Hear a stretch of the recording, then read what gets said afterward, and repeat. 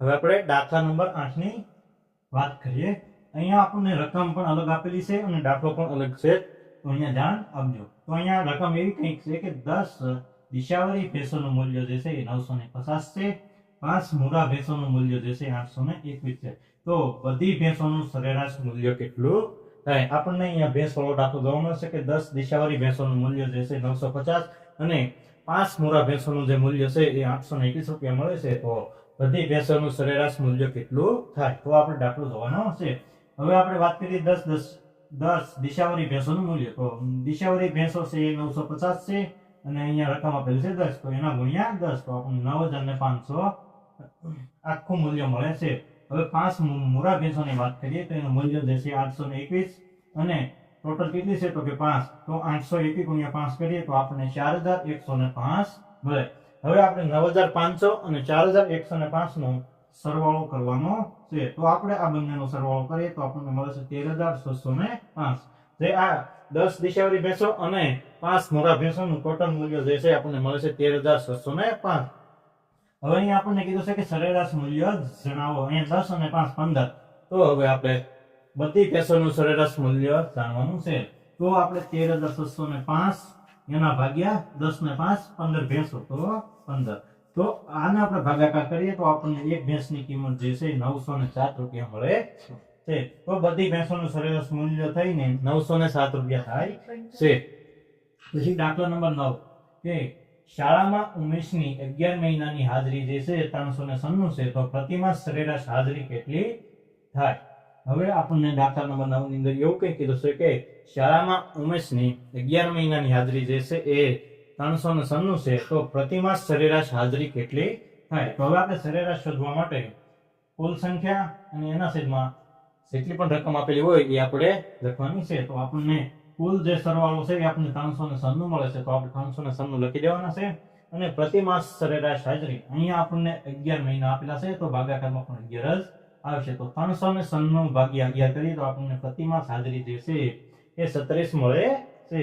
તો આપણને 11 મહિનાની હાજરી 396 હતી। હવે આપણને વાત કરી હતી કે પ્રતિમાસ હાજરી કેટલી થાય, તો આપણે 396 ભાગ્યા 11 કરીએ તો આપણને પ્રતિમાસ હાજરી જે છે એ 36 મળે છે। હવે દાખલા નંબર 10 કે 15, 10, 13, 14, 5, 78, 66, 23 ની સરાસરી કેટલી થાય? આ દાખલા એકદમ સિમ્પલ હોય છે, જે આપણે અગાઉ પણ ભણેલા છે અને આજે પણ ભણીએ છીએ।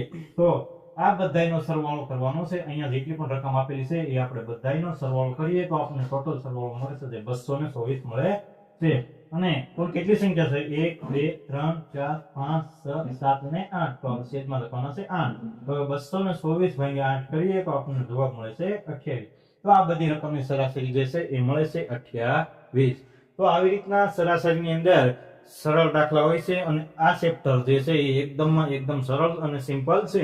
આ ચેપ્ટર એટલે કે આ જે પ્રકરણ સરાસરીનું છે એ બધા વિદ્યાર્થીને આરામથી બેઠા આવડી જાય છે અને આરામથી શીખી શકાય છે। હવે દાખલા નંબર 11 કે 4 સંખ્યાઓની સરેરાશ 40 છે, પ્રથમ 3 સંખ્યાઓનો સરવાળો 75 હોય તો ચોથી સંખ્યા શોધો। હવે અહીંયા ખાસ કરીને ધ્યાન આપજો, અહીંયા દાખલાની પેટર્ન બદલાય છે અને રકમ પણ બદલાય છે। જો તમે જેટલું વધારે ધ્યાન આપશો એટલી જ સરળ રીતે તમે આ દાખલાને સમજી શકશો। અહીંયા આપણે 3 દાખલા આપેલા છે, એ ત્રણેય દાખલા થોડીક રકમ મોટી અને અલગ પેટર્નના હોવાથી અહીંયા ધ્યાન આપજો, જેથી કરીને પરીક્ષામાં આવો કોઈ પણ દાખલો પૂછાય તો તમને કોઈ પણ પ્રકારની મૂંઝવણ થાય નહીં અને તમારો જવાબ સાચો આવે। તો અહીંયા ધ્યાન આપવાની જરૂર છે। તો હવે આપણને અહીંયા કીધું છે કે 4 સંખ્યાઓની સરેરાશ 40 છે, પ્રથમ 3 સંખ્યાનો સરવાળો 75 હોય તો ચોથી સંખ્યા શોધો। અહીંયા આપણને સરેરાશ પણ આપેલી છે, સંખ્યા પણ આપેલી છે અને સરવાળો પણ આપેલો છે અને આપણે ખાલી એક જ સંખ્યા શોધવાની છે। તો આપણે અહીંયા સૌપ્રથમ 4 ગુણ્યા 40 કરીએ તો આપણને 160 જવાબ મળે છે। એ 4 સંખ્યાની સરેરાશ છે 160 આપે છે। હવે ચોથી સંખ્યા આપણે શોધવાની હોય તો 4 સંખ્યાઓની કુલ કિંમત બાદ 3 સંખ્યાઓની કુલ કિંમત। અહીંયા આપણે 4 સંખ્યાઓની કુલ કિંમતમાંથી 3 સંખ્યાઓની કુલ કિંમત બાદબાકી કરવાની છે।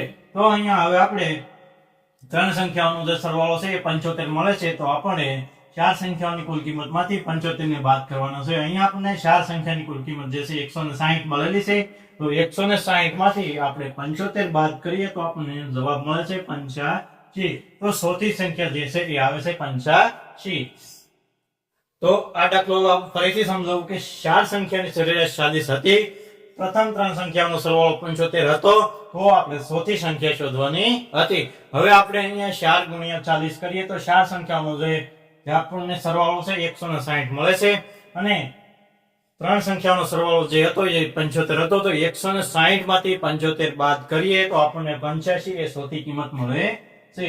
હવે દાખલા નંબર 12 એ પણ થોડોક અલગ છે. તો અહીંયા પણ ધ્યાન આપી દેજો જેથી કરીને પરીક્ષામાં કોઈ પણ પ્રકારની મૂંઝવણ રહે નહીં અને તમને આવા દાખલા આવે તો આસાનીથી આવડી શકે.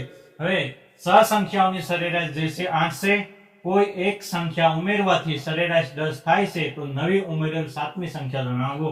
અહીંયા આપણે ચોથી સંખ્યા શોધવાની હતી પણ અહીંયા આપણે નવી ઉમેરેલ સાતમી સંખ્યા શોધવાની છે. તો સહસંખ્યાનું જે સરેરાશ છે જે 6 ગુણ્યા 8 તો આપણને 48 એ સહસંખ્યાનો સરવાળો મળે છે અને સાત સંખ્યાની કિંમત જે છે જે 7 ગુણ્યા 10 કરીએ તો 70 મળે છે.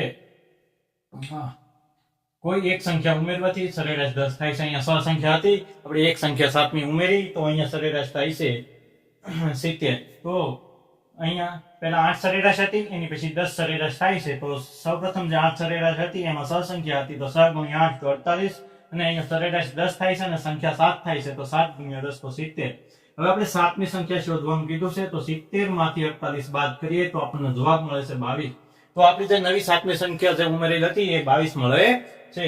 હવે દાખલા નંબર 13 અહીંયા પણ ધ્યાન આપી દેજો. દાખલા નંબર 13 પણ થોડોક અલગ છે. હવે અહીંયા આપણે પોઈન્ટ વાળો હોવાથી અહીંયા આપણને ખાસ ઘડિયા આવડવા જોઈએ. જો તમને 1 થી 30 સુધીના ઘડિયા નથી આવડતા તો આ દાખલો તમને ક્યારેય સોલ્વ થઈ શકે નહીં અને દાખલો ક્યારેય આવડે નહીં. હવે 10 સંખ્યાની સરેરાશ જે 13.7, પ્રથમ 5 સંખ્યાની સરેરાશ 12.4 અને છેલ્લી 6 સંખ્યાની સરેરાશ 14.5 હોય તો પાંચમી સંખ્યા શું આવશે એ શોધવાની છે. તો હવે આપણે આ દાખલાનો જવાબ છે એ આપણે આ બાજુ લખેલો છે. તો અહીંયા આપણને કીધું કે પ્રથમ 5 સંખ્યાની સરેરાશ જે છે 12.4 તો 5 ગુણ્યા 12.4 કરીએ તો આપણને 62 મળે છે. હવે 6 સંખ્યાની સરેરાશ 14.5 છે તો 6 ગુણ્યા 14.5 કરીએ તો આપણને 87 જવાબ મળે છે. અને હવે અહીંયા 10 સંખ્યાની સરેરાશ જે છે 13.7 છે તો 10 ગુણ્યા 13.7 કરીએ તો આપણને 137 જવાબ મળે છે. હવે આપણે પાંચમી સંખ્યા શોધવી હોય તો આ 62 અને 87 નો સરવાળો કરવો પડે અને જેમાંથી 137 ને બાદ કરવા પડે. તો 62 પ્લસ 87 કરીએ તો આપણને 62 પ્લસ 87 માંથી 137 બાદ કરવા પડે તો 62 પ્લસ 87 કરીએ તો 149 મળે છે અને 149 માંથી 137 બાદ કરીએ તો આપણને જે જવાબ છે એ છેલ્લે અંતે 12 મળે છે. તો આવા પોઈન્ટ વાળા દાખલા માટે આપણે ઘડિયા આવડવા જોઈએ. આમ તો સરાસરીના આખા પ્રકરણની અંદર આપણને ઘડિયા આવડતા છે તો જ આપણને જવાબ મળશે, નહીતર જવાબ મળશે નહીં. નહીતર જો આવા દાખલા આવશે તો આપણને સોલ્વ કરવામાં બહુ તકલીફ પડી શકે છે અને ગુણાકાર ભાગાકાર કરવામાં પણ બહુ તકલીફ પડશે. તો આવી રીતના આપણે અહીંયા સરાસરીનું પ્રકરણ પૂર્ણ થાય છે. તો આવી રીતના દાખલા હતા. જો તમને ટાઈમ મળે તો તમે વારંવાર બધા ચેપ્ટરોનું રિવિઝન કરતા રહેજો જેથી કરીને નવોદયની અંદર ખૂબ જ સારા એવા માર્ક લાવી શકાય અને કોઈને પણ પૂછ્યા વગર આપણને આપણા દાખલાઓના જવાબ મેળવી શકાય, સાચા જવાબ મેળવી શકાય. તે માટે રિવિઝન કરવું ખૂબ જ જરૂરી છે જેથી કરીને તમે ગણિતની અંદર જેટલું રિવિઝન કરશો એટલા જ તમને દાખલા એકદમ સરળતાથી આવડી શકશે. તો આપણે સરાસરી એટલે કે સરેરાશનું પ્રકરણ જે છે અહીંયા પૂરું થાય છે. જો તમે અમારી ચેનલ પર નવા હો તો અમારી ચેનલને સબસ્ક્રાઇબ કરવાનું ભૂલશો નહીં જેથી કરીને કોઈ પણ નવી અપડેટ આવે તો સૌથી પહેલા માહિતી તમને મળી રહે. અને હવે આપણે આની પછીનું ચેપ્ટર જે છે એ આપણે આવશે ટકાવારીનું ચેપ્ટર. એ પણ ખૂબ જ ઇમ્પોર્ટન્ટ છે. ટકાવારીનું ચેપ્ટર પણ આવડવું જોઈએ. એમાં પણ આપણે ઘડિયાની જરૂર પડશે. એમાં પણ દાખલા જે આપણને ઘડિયા આધારિત જોવા મળે છે. તો જેથી કરીને 1 થી 30 સુધીના ઘડિયા પરફેક્ટ પાકા કરી રાખજો. કોઈ પણ પ્રકારની તકલીફ ના થાય એ માટે કહું છું કે ઘડિયા પાકા કરી રાખજો.